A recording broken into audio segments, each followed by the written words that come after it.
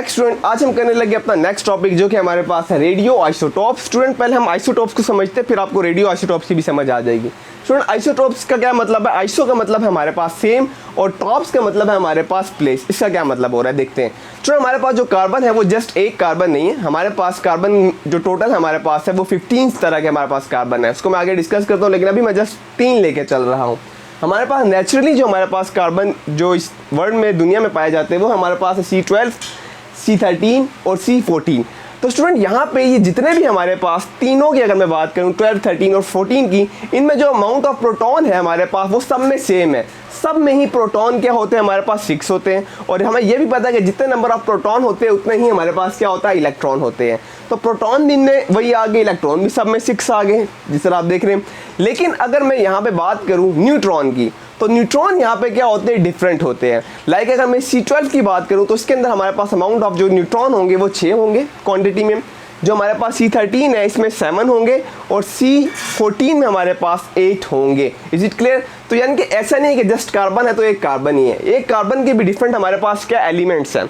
अब ये जो डिफरेंट एलिमेंट्स हैं इन्हीं को हम नाम देते हैं आइसोटॉप्स के। इसके आइसोटॉप्स है मतलब same number of proton but different number of neutron को ही हम क्या बोलते हैं कि वो आइसोटॉप्स है। ठीक है, क्लियर हो गया। अब आइसो और जो हमारे पास टॉप्स था सेम प्लेस, इसका क्या मतलब हो रहा है? इसको ज़रा और देखो स्टूडेंट। मैं कहता हूँ यहाँ पर कि जो हाइड्रोजन है वो आपको पीरियोडिक टेबल में अगर आप देखो तो आपको लेफ्ट साइड पे कॉर्नर पे दिख रहा होगा, लेकिन हाइड्रोजन भी जस्ट एक हाइड्रोजन नहीं है, उसके भी हमारे पास डिफरेंट क्या बने हुए? आइसोटॉप्स बने हुए। इस तरह अगर ये जो कार्बन की आपको एग्जांपल दी है मैंने, इसको हमने प्लेस तो एक ही जगह पे किया होता है पीरियोडिक टेबल में, एक सेम प्लेस पे हमने इसको जो होता है प्लेस किया होता है, लेकिन हमने देखा कि इसके डिफरेंट क्या है हमारे पास एलिमेंट्स है, जिसको हमने क्या नाम दे दिया? आइसोटॉप्स का नाम दे दिया। ओके स्टूडेंट, अब हम मजीद आगे समझते हैं कि अब ये रेडियो आइसोटॉप्स क्या है। तो वो अब हमने देख लिया कि आइसोटॉप्स क्या है हमारे पास। अब इसमें कुछ आइसोटॉप्स स्टूडेंट हमारे पास स्टेबल होते हैं और कुछ अनस्टेबल होते हैं।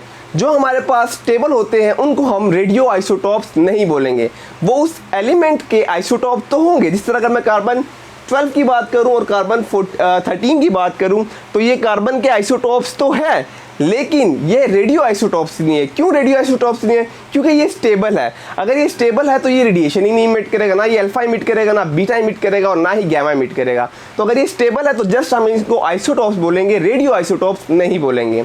ऑन द अदर हैंड हमारे पास जो कार्बन 14 है स्टूडेंट, ये हमारे पास अनस्टेबल है। ठीक है, यानी कि ये जब भी ये डिके का प्रोसेस इसमें होता है, ठीक है, खुद को स्टेबल करने की कोशिश करता है, और 500 ईयर्स लेता है। ये इसके हाफ लाइफ जो है 500 ईयर्स होते हैं। ठीक है, तो अब ये क्या करेगा? ये खुद को स्टेबल करने की कोशिश करेगा।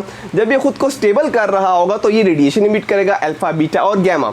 तो अगर तो ये एमिशन कर रहा है, रेडिएशन कर रहा है, तो हम इसको क्या बोलेंगे कि ये हमारे पास आइसोटॉप्स तो है लेकिन रेडियो आइसोटॉप्स है। Is it clear? होपफुली यहाँ तक समझ आ गया होगा। यानी कि अगर जो स्टेबल है उसको आपने नहीं कंसीडर करना, वो जस्ट आइसोटॉप्स है। लेकिन अगर हमारे पास रेडिएशन इमिट हो रहा है, अनस्टेबल है उसका न्यूक्लियस, तो उसको हम क्या कहेंगे? वो हमारे पास रेडियो आइसोटॉप्स है। अब सवाल ये पैदा होता है कि कब हमारे पास अनस्टेबल होता है स्टूडेंट? जब हम न्यूक्लियस के अंदर अमाउंट ऑफ प्रोटॉन और न्यूट्रॉन को बढ़ाते चले जाते हैं, तब हमारे पास क्या होने लग जाता है? ये प्रोसेस जो होता है आने लग जाता है कि वो अनस्टेबल होने लग जाता है। ठीक है, और वो रेडिएशन इमिट करता है। ये बात मैंने आपको पहले भी बताई थी। ओके स्टूडेंट, अब अगर हम डेफिनेशन को देखें रेडियो आइसोटॉप्स की, तो मैं क्या कहूँगा? दी आइसोटॉप्स, ठीक है, वो सारे आइसोटॉप दैट इमिट रेडिएशन, जो कि क्या करते हैं? इमिट करते हैं रेडिएशन को। ठीक है, और उनका क्या होता है? जो वो अनस्टेबल होते हैं। ठीक है, स्टेबल नहीं, वो अनस्टेबल होते हैं। ठीक है, तो हम कह सकते हैं the isotope that are unstable and emit radiation are called radio active isotopes, और इसको हम सिंपल रेडियो आइसोटॉप्स भी बोल सकते हैं। ओके स्टूडेंट, अब हम मजीद आगे देखते हैं। स्टूडेंट हमारे पास जो कार्बन है वो टोटल हमारे पास जो नेचुरली टाइप है वो हमारे पास कितने पड़े हुए? वो हमारे पास 3 तरह के हैं, कार्बन 12, 13 और 14। लेकिन जो आर्टिफिशियली जो साइंटिस्ट ने लेबोरेटरीज में बनाए हैं वो हमारे पास उसको मिला के टोटल जो है, यानी कि वो 12 बनाए और 3 हमारे पास ऑलरेडी पड़े हुए हैं। तो 3 और 12 को जब हम जमा करेंगे तो टोटल हमारे पास कितने कार्बन के आ गए? टोटल हमारे पास 15 कार्बन के आइसोटॉप्स आ चुके हैं। क्लियर?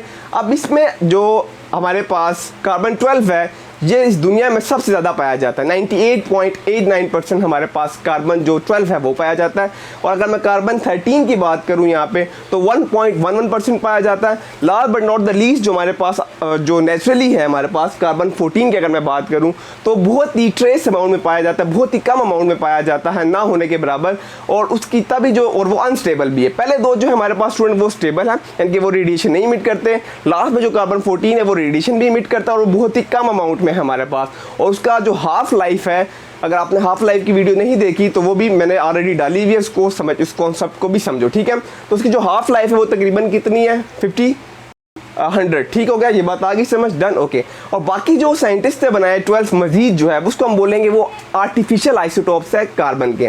और उसमें जो है हमारे पास जो सबसे ज़्यादा जो स्टेबल है उसके अंदर, स्टेबल इन एसेंस जिसका हाफ लाइफ सबसे ज़्यादा है, वो हमारे पास कार्बन 11 है। जो कार्बन 11 है उसका जो हाफ लाइफ है स्टूडेंट वो 20 मिनट्स, अप्रॉक्सीमेटली 20 मिनट्स के बराबर है। और बाकी रिमेनिंग जितने भी आर्टिफिशियल है, यानी कि पीछे कितने रह गए हमारे पास, टोटल 12 थे स्टूडेंट। एक अगर मैं देखूं जो कार्बन 11 है वो सबसे ज़्यादा हमारे पास क्या स्टेबल है। स्टेबल इन सेंस वो रेडिएशन इमिट करता है, लेकिन उसका जो हाफ लाइफ का टाइम है वो कितना है, वो 20 मिनट्स है। रिमेनिंग जो 11 हमारे पास कार्बन के आइसोटॉप्स है वो ऑलमोस्ट 20 सेकेंड में क्या कर जाते हैं, डिके कर जाते हैं, यानी कि वो ख़त्म हो जाते हैं, हाफ लाइफ उनका वो हो जाता है 20 सेकेंड में। Is it clear? तो यहाँ तक होपफुली समझ आ गया होगा। अब हम आगे देखते हैं स्टूडेंट कि हमारे पास क्या क्या यूजेस है रेडियो आइसोटॉप्स की डेली लाइफ में, ठीक है, इस दुनिया में हम उसको कैसे इस्तेमाल करते हैं।